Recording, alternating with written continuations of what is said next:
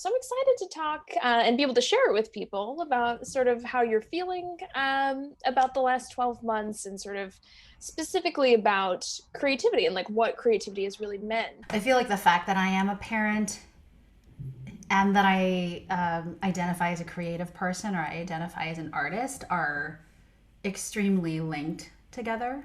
Parenting, even prior to this pandemic, has been a role of mine that has sort of forced all of the other ways in which I make meaning in the world kind of to the sides. Especially when, especially when my kids were really young. They're 6 and 8 years old now, but that role of mom definitely like pushed my roles as actor, as writer. They like pushed them to the side when my children were babies. And in a way that was really kind of a gift, because it sort of, I realized that these skills that I have as an artist, as somebody who looks at the world and is trying to sort of hear what the world is saying to me. I think that that's something that a lot of artists identify with, right? It's sort of like perceiving what's going on in the world around us and then thinking about, okay, well, what am I supposed to gain from this? Is there a way that I can, share this back out into the world that makes sense? And when I had kids, I feel like a lot of those meanings changed because I wasn't only filtering my experience of the world through my own eyes, but also realizing I have this responsibility to be the gateway for my kids to experience the world too, So I think that particularly during this great time of uncertainty and constantly changing information, having these young people who live with me who are trying to make sense of the world, it was kind of a gift because I got to sort of recreate what was happening or reframe what was happening in the world in a way that would make sense to them, not that it makes sense. I feel like the truth is creativity for me this past year has been about how to be comfortable with things not making sense. Like, for example, I mean, we were in this together, right? We were finishing up Poison when the world shut down.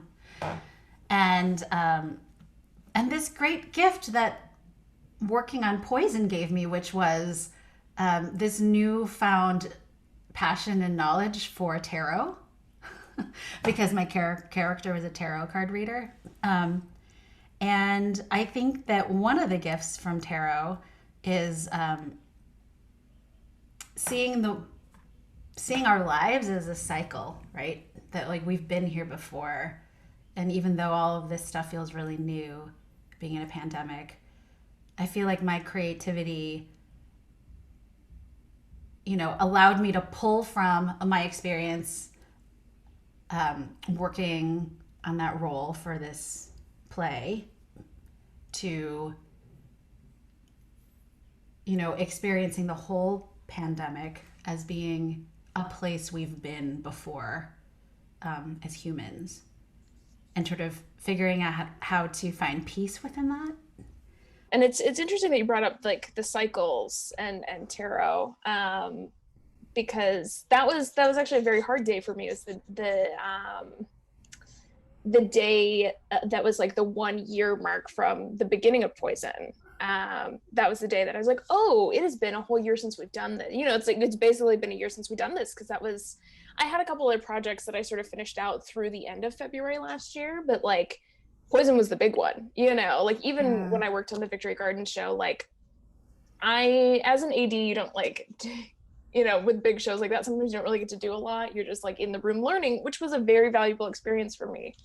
But Poison was the big one that was the thing. And it was that day was very difficult to sit with. Like, it has been a year since I got to make this thing with my friends and like my colleagues that I really enjoy working with. It's just that I still felt this whole time through this whole pandemic that one of my responsibilities as an artist in the world is to continue to be really open to what's happening in front of me, right? And then to reflect on it in different ways. And honestly, during this period of time where we're not on stage, um, I have done a lot of. I found it happening a lot through writing, and sometimes it's simply just like writing about what's happening, or writing fiction that's inspired by what I'm just feeling as a person in the world right now. But when I really focused on this idea that I am taking in what's happening around me and processing it in a creative way, whether it be I'm singing a song, I'm writing a poem, I'm, reflecting my thoughts on this, and then just like pushing it back out somehow. That that conversation didn't feel like it stopped for me during quarantine. And I'm really grateful for that, I'm interested to hear like what besides the obvious of like your children are now home all day, or Yeah. actually yours weren't, right? There for a while they weren't back to They school. were Yeah. home all day Mm-hmm. all of a sudden, a Yeah. year ago in March. And then I mean, my kids were exactly the right age where the school where they go was providing in-person school for them. So they have been in school since September in Mm-hmm. person. Um, which is huge, but from March through September, they were definitely home all day. Mm-hmm. And that was a huge change. We also, prior to that, had used childcare that wasn't me and my partner, you know. Um, and then all of a sudden, it was just us and just our kids, um, which was it's just it's a huge shift, in particular because I think prior to that moment, a lot of my energy had been put into how do I carve out space for myself and how do I pursue, my art. I was spending there were at least I was cast in 3 plays last year that were going to start after Poison. And of course, none of them happened. So when I think about all of the hours that I would have been away from home in rehearsals, um, you know, being in the presence of that energy that I love so much as a theater artist, the aliveness of being in rehearsal together. I didn't get any of those things. Um, also, I also injured myself this during the summer. I tore all the ligaments in one of my ankles. Oh my gosh. Um, so of course then it was like the middle of the summer, which was finally the time when it was nice outside and maybe we could try to get outdoors, and Mm-hmm. I couldn't move. Oh no. Um, so there was just a lot of having to let go, I think. Just adjusting and reading a lot. I read so much. I Mm-hmm. read so much last year. And that was just a huge, huge gift. I never felt bored. I never felt stuck. I never felt alone. Even though I was really missing being in personal community, in real life community with other people. I don't know, it sort of felt like an adventure. Like I've sort of been able to picture this time from the future uh, and kind of think about it for the things that it's giving me that I wouldn't have otherwise had, you know? Mhm. All of this time that my kids have spent together with each other, you know? Um, One of the things that I don't like about modern parenting is the pressure for your kids to be just doing all the time. You know, Mhm. I feel nostalgic for my 80s childhood where we were just wandering. And this has sort of been a way to force that experience. You know, they didn't Mhm. get to go to summer camp. They didn't get to have play dates with people. They were just living this life in the context of our family. And I don't know. I don't think that's something we would have gotten without Yeah. without this period of time. In a lot of ways, people are sort of taking a step back and being like, oh, these things that I had held up as sort of expectations that I was trying to meet, um, they're not actually things that I want or that I need or that my family needs or can even accomplish. You know what I mean? Yeah, absolutely. I feel like I've been working really actively to let go of that, all the things I should be doing. You know, like I feel like one of the things that I mean, I can't even count. There have been there's been a tremendous amount of parent shaming right now, too. Just because I think when parents are voicing how hard it is to have their Mhm. kids at home, you know, this is why the internet is bad. People can just snap back whatever they want to. Like, Right. you had those children, now you don't want to take care of, you know, just like all these this Yeah. just crap.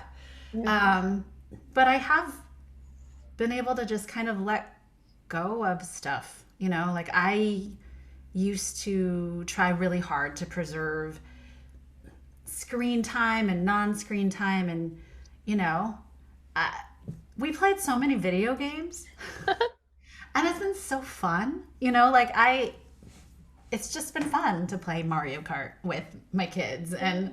um, and just say to myself, hey, like, let's just be here and enjoy this time together. And if something doesn't feel good, maybe we don't have to keep.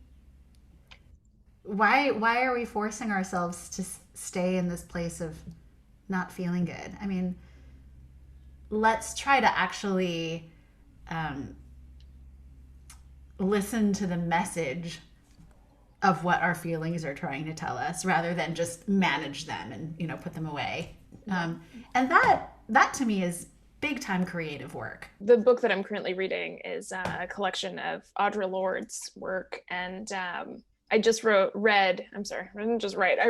Read her essay about the use of the erotic and like how the erotic actually like fits into our lives, because she looks at it as more than just sexual, right? Like that the Mm-hmm. erotic is about the sensory and emotional experience tied together, and that like we limit so much by thinking of erotic and eroticism as just sexual. And so like I think that this is one of the things that we are all sort of learning in this time, where like what are we really doing right now, you know, and learning about like what does feel good and what makes us happy, and combining those two things, like what physically feels good for us and like Mm-hmm. what also emotionally feeds us are things that should be tied together, and like we should be able to like feel our feelings without being shamed for them. Being able to trust ourselves to know what brings us pleasure, right? Mm-hmm. And what we like doing.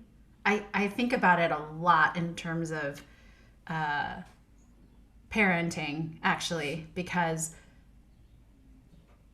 you know, kids are much closer to being in touch with their bodies Yes. than adults are, right?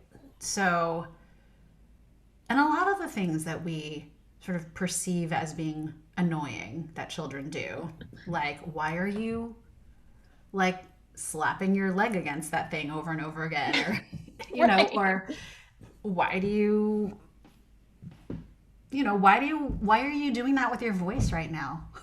Yeah. Why are you screaming over and over again? But I have noticed that so much of it is just like they're more in tune with their bodies. Like it would feel good sometimes to just like kick your leg against a wall over and over again. Or Right. I mean, and we know it as actors. I feel like we are sort of in tuned with the fact that our bodies like to move in ways that society would ask us not to move, and that our voices like to play in ways that your society would tell us we shouldn't play. And so I think that a lot of my creativity over the past year has been around, well, how do I support these things rather than sitting here and trying to manage, trying to have a quiet house, trying to have a clean house, trying to, have kids that get along. Sometimes it feels good to fight, right? Sometimes it feels good to kind of to yell at each other.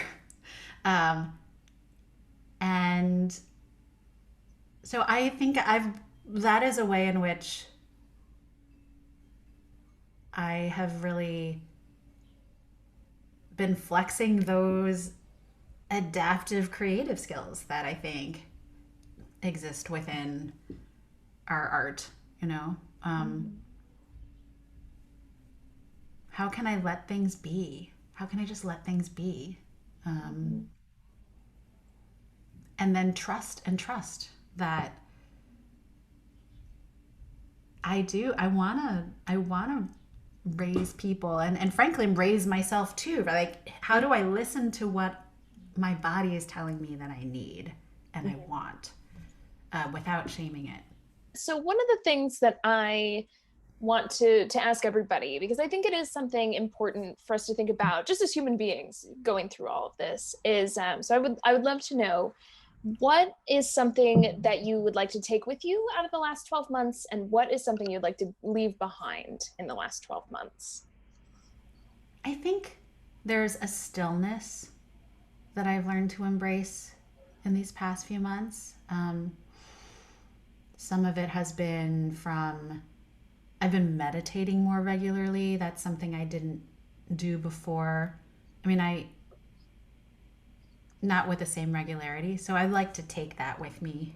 Mm-hmm. Moments where I'm really just still, you know, um, and to try to emulate this stillness once we're back up and running and people are going back to busy lives. I just want to preserve Mm-hmm. these opportunities for stillness. And then I don't know that there's anything I would let go of, Christina.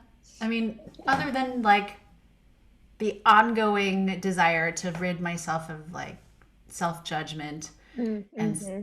criticism, um, which is something that I think I had been working on before, but that has felt, especially, I think that is something that does happen in the stillness that I am grateful for, Mm-hmm. is like allowing the sort of judgment to creep in about what you should be doing and what, Mm-hmm. um, yeah, I could let go of the overly self-critical, overly judgmental way of looking at myself and at others, honestly. um, Mm-hmm. I've definitely fallen prey to feeling really judgmental about how other people are doing it right now, you know. Mm-hmm. Mm-hmm. Especially when I feel like it's not helpful. um, so I'd like to let go of that. I have felt very much like this period of time in pandemic has forced me to just like be where I am, you know. Mm-hmm. Um, and I'm actually extremely grateful for it.